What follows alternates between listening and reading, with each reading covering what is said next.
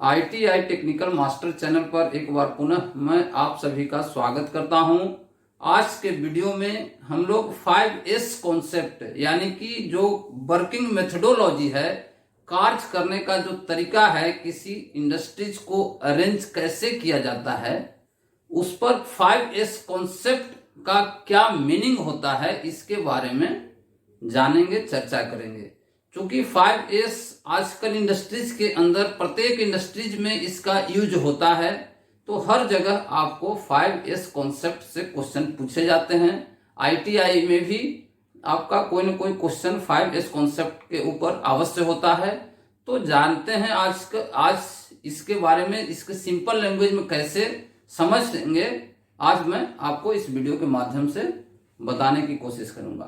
तो 5S होता है, यह जापानीज टर्मिनोलॉजी है, जो 5 जापानीज वर्ड जिसका शुरुआत अंग्रेजी के एस से होता है, जिसके कारण इसे 5S कॉन्सेप्ट कहते हैं।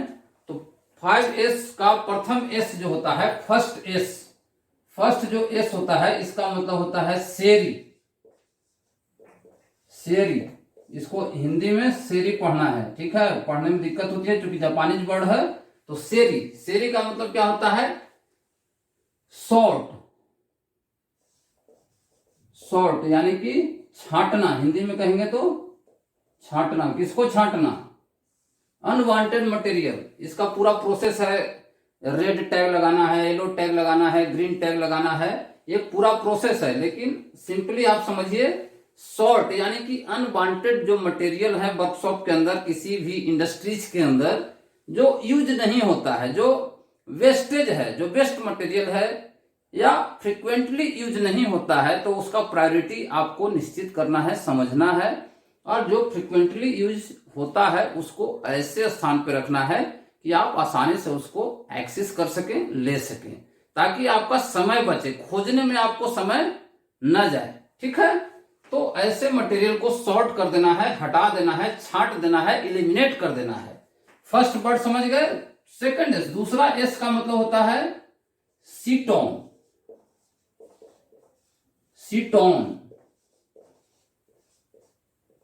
सीटोन होता है दूसरा वर्ड, जिसका हिंदी में कहेंगे तो या अंग्रेजी में कहेंगे तो सेट इन ऑर्डर कह सकते हैं। सेट इन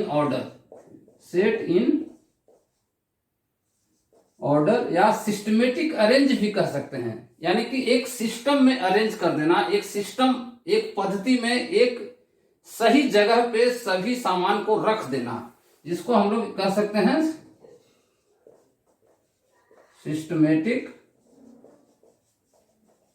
अरेंज, ठीक है।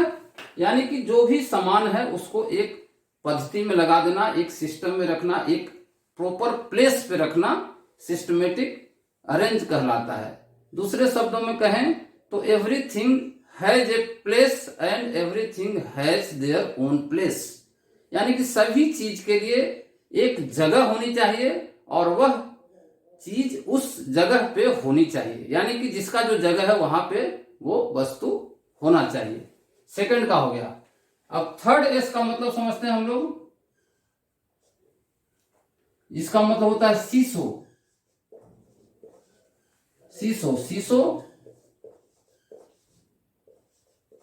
जापानीज वर्ड है और इसको इंग्लिश में कहेंगे तो साइन होता है। साइन यानी कि हिंदी में कहेंगे तो चमकाना।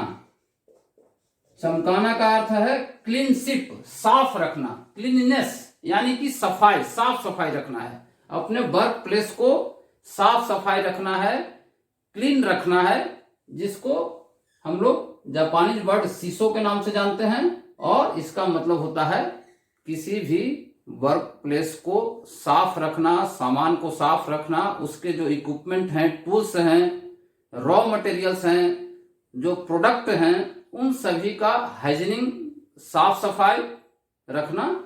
थर्ड वर्ड का मतलब है, सीसो का मतलब है। अब 4S का मतलब हम लोग जानते हैं। 4S जिसका मतलब होता है सिकेट्सु।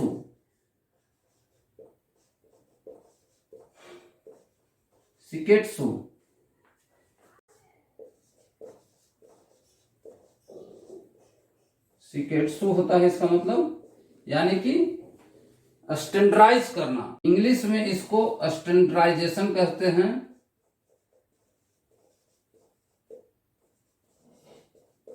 हिंदी में मानकीकरण, मानकीकरण यानी कि मानकीकरण। स्टैंडर्डाइजेशन क्या होता है? स्टैंडर्ड यानी कि कोई ना कोई एक स्टैंडर्ड फिक्स कर देना। जैसे इस पेन का लंबाई, चौड़ाई, ऊंचाई, मोटाई, गहराई एक फिक्स कर दिए, एक टॉलरेंस दे दिए, और जब जॉब नया प्रोडक्ट बनाते हैं तो ठीक इसी प्रकार का बने, सेम चीज हो, meet with specification is called standardisation.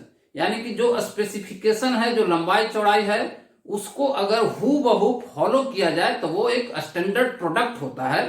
तो स्टैंडर्डाइजेशन इसको कहते हैं, मानकीकरण कहते हैं। ठीक है। और 5S की तरफ चलते हैं। शित्सुके बोलते हैं इसको, शित्सुके, शित्सुके जापानीज में बोलते हैं। इंग्लिश में क्या बोलेंगे इसको? सस्टेन बोलेंगे, सस्टेन। सस्टेन का मतलब होता है सेल्फ डिसिप्लिन या किसी चीज को बनाए रखना। ये जो 5-4 जो ऊपर का है उसको मेंटेन रखना, उसको बनाए रखना सस्टेन कहलाता है, बनाए रखना।